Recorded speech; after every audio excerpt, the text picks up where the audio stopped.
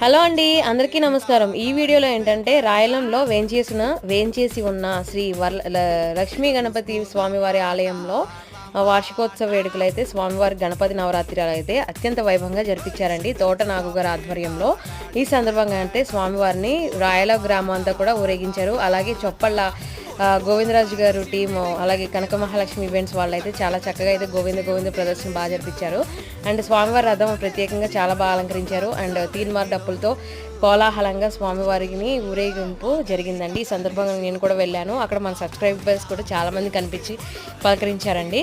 So ఈ వీడియోలో చూశారు కదండి, స్వామివారిని చాలా చక్కగా అయితే ఊరేగించారు.